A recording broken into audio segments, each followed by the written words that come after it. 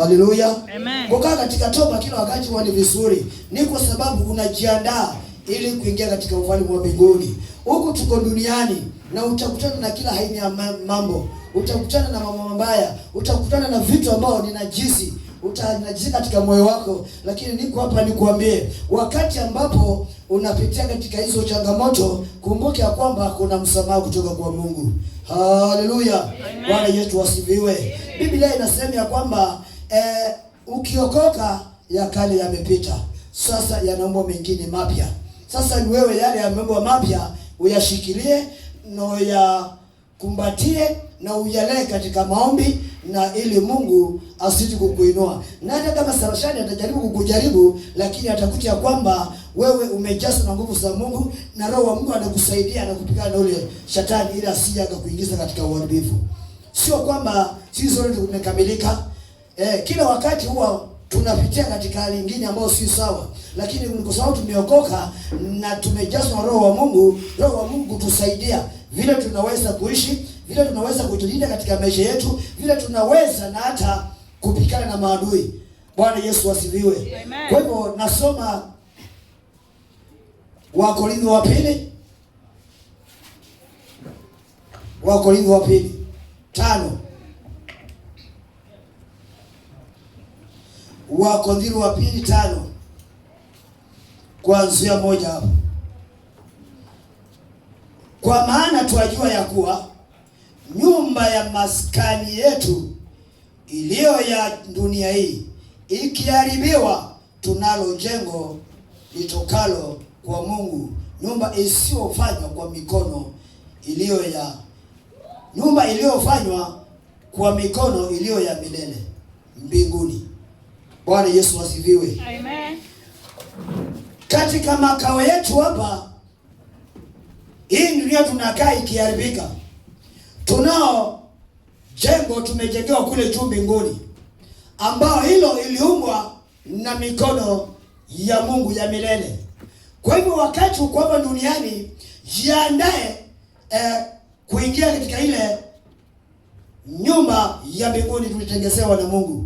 Hapa ni kujiandaa, hapa ni kukaa sawa, hapa ni kukaa tayari, tukijua kwamba tutatoka duniani na tutaenda mbinguni. Kwa hivyo wakati unatoka duniani, wewe ni ujiandae, maana tayari Yesu akija hakukute kwamba uko sawa. Na hii utajiandaa kivipi? Utajiandaa kwa maombi, utajiandaa kwa kusoma Biblia, utajiandaa kwa kusikiza na hata neno la Mungu.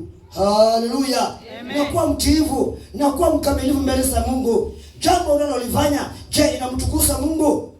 Kile unachokifanya kinamtukuza Mungu? Haleluya. Popote uendapo unamtukuza Mungu. Ukikaa vikao na watu wengine, pale unamtukuza Mungu, ama pia unachangiana pamoja na wao. Sasa unakuwa ni wa duniani, ingawa wewe ulichaguliwa wa mbinguni, lakini sasa wewe umekuwa wa duniani. Haleluya. Watu wengi tumeshikwa na ulimwengu. Tuko kanisani, sisi ni watakatifu. Haleluya. Tuko kanisani, sisi tuko sawa, tunaongea kwa ndimi, tunaomba zaidi, lakini unapotoka nje unakuta kwamba mtu sasa ameshikwa mateka na ulimwengu, anayofanya ni yale ulimwengu wanafanya. Maana sisi tulitoka katika ulimwengu, tukakombolewa, tumefanyika kuwa viumbe vipya. Haleluya. Kwa hivyo haistahili tuingiliane tena na ulimwengu, inastahili tujitenge na ulimwengu ndio tuone baraka zetu. Haleluya.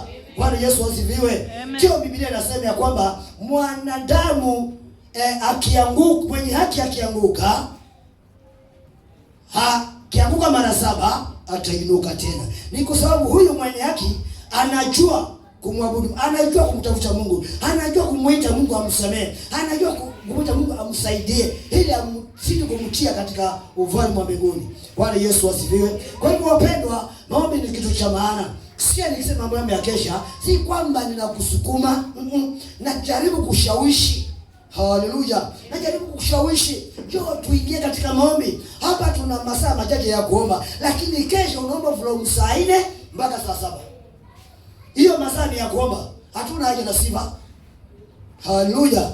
Ni kuomba tu na kupata himizo la neno la Mungu. Halafu tunaendelea. Mpendwa, kuwa muombezi, kuwa msomaji wa Biblia, jitenge na ulimwengu. Tuna jengo tumejengewa juu mbinguni, na hilo jengo tumejengewa mbinguni, hii ya duniani ikiharibika tutaingia kwa hiyo. Haleluya. Naenda kwa haraka, ngoja usikie. Ngoja usikie. Inaendelea kusema namba 2. Maana katika nyumba hii twaungua, tukitamani sana kuvikwa kao letu lililokoloka mbinguni. Haleluya. Amen. Sasa hapa Paulo anatuambia katika jengo lile la duniani twaumia tukimwomba Mungu atuvike ile kao la mbinguni. Lakini sasa tualia tuvikwe, lakini tunapotoka nje sasa tunavuliwa. Haleluya. Tunatembea tu uchi. Ndio hapa tumevikwa utukufu wa Mungu, umetufunika. Tumevikwa baraka, tumevikwa utukufu wa Mungu. Lakini unapotoka nje unakuta kwamba dunia nayo inatungojea ili ipase kutumeza. Unakuta kile unachopokea hapa, ukitoka nje kimeondolewa. Ni kwa sababu ya kutojielewa na kutojitambua wewe ni nani katika ulimwengu huu wa dunia hii. Haleluya.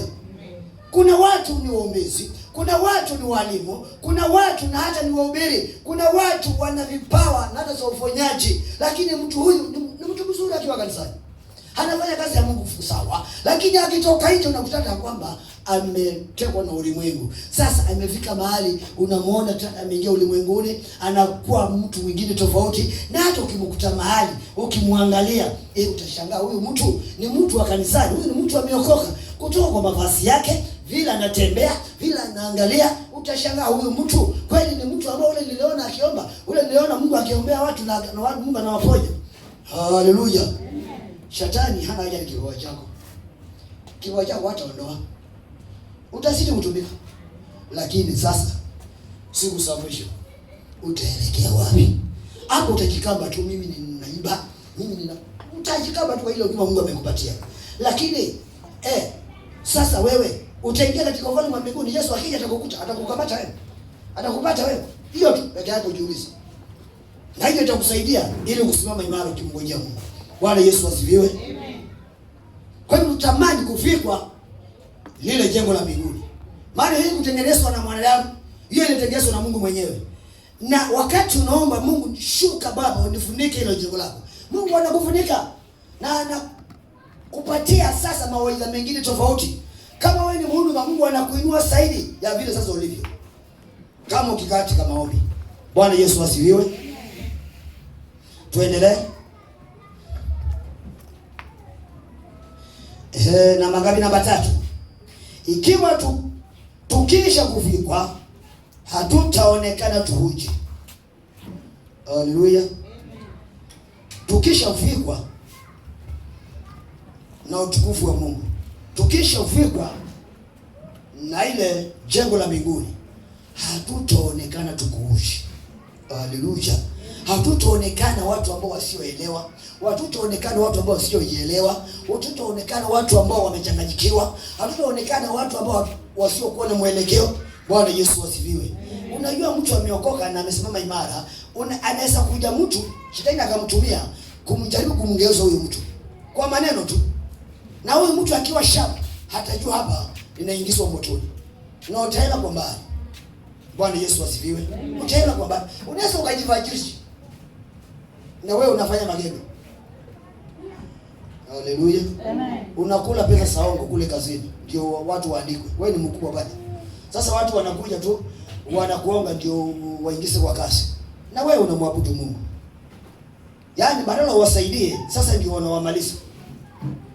Sasa hebu niambie wewe, si uji wako unaonekana tu. Mungu amekuvika utukufu.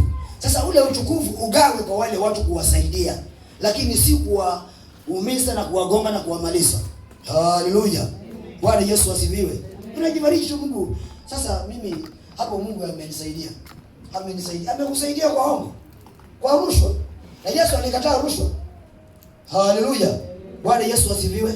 Bwana Yesu asifiwe. Amen. Tuendelee. Kuna mahali nafika tu. Namba 4, kwa sababu sisi tulio katika maskani hii twaungua tukilemewa, si kwamba twataka kuvuliwa, mbali twavikwa, ili kitu kile kipatikanacho na mauti kimeswe na uzima wa milele. Haleluya, amen. Sasa hapa tuko mara mbili.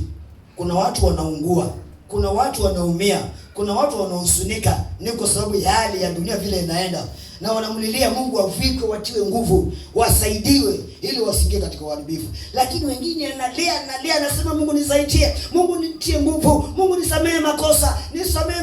Sasa akitoka nje tu tayari amevuliwa kabisa. Yaani yeye analia kwa uchungu, lakini si kwamba anataka afunikwe na ule utukufu wa Mungu, afikwe uwezo wa Mungu, mbali yeye anataka avuliwe. Maana sasa kama umefunikwa, si mpaka ujiandae sasa ujue kwamba mimi sasa natembea na Mungu anisaidie. Yaani ukiwa kule nje unamuogopa Mungu tu. Unachokifanya unaona Mungu anakusubiria kwa bili jambo unalofanya si nzuri. Haleluya.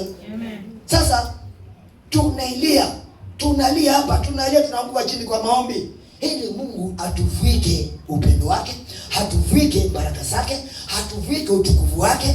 Na hata kama kuna mambo ndani yako inaonekana ni kama ya aibu, Mungu anaweza kukufunika utukufu na hata uonekane tu uko sawa. Haleluya. Umelala njaa, unatembea tu. Bwana Yesu asifiwe. Tumeona mwisho wetu Mungu amemfunika utukufu. Amemfunika. Haleluya. Amemfunika. Maana kama ingelikuwa ni wengine angekuwa amelala nyumbani. Haleluya. Angekuwa amelala nyumbani. Lakini unamkuta kila siku, kila wakati yuko kanisani. Yuko anajitahidi tu anafika kanisani. Si kwamba ni mgonjwa, ni hali tu imekuwa hivyo. Ni sasa amechukua funga ya siku 40 ile ya Yesu kwa lazima. Na hiyo ndio anapona. Hivyo ndio anapona. Haleluya. Siku 40 zikiisha tayari amepona. Na sinaelekea kuisha. Bado wiki moja. Haleluya. Bado wiki moja. Mimi nasema wiki moja. Bado wiki moja. Wiki leo atakula. Amen. Haleluya. Kwa hivyo wewe nenda ulete nyama na mahindi. Amen. Anakula wiki ijayo, anakula, nenda ulete mahindi na nyama na mandizi na maembe atameza. Amen. Kwa jina la Yesu. Amen. Haleluya. Siku 40 zimeisha. Bwana Yesu asifiwe.